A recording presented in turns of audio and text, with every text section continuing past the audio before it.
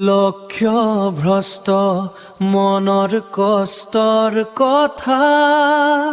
কোনেও নুবুজে কৰ্ম ফলৰ যাতনাৰ অনুভৱ জীৱনৰ প্ৰতি খোজে আজিও চুপি কান্দে অসম্পূৰ্ণতাৰ দুখত বহু হেঁপাহে হৃদয়ৰ নিজান কোণত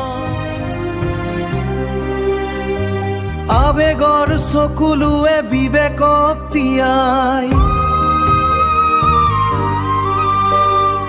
অনুশোচনাত দগ্ধ কলিজাই হৃদস্পন্দন পাহৰি যায়।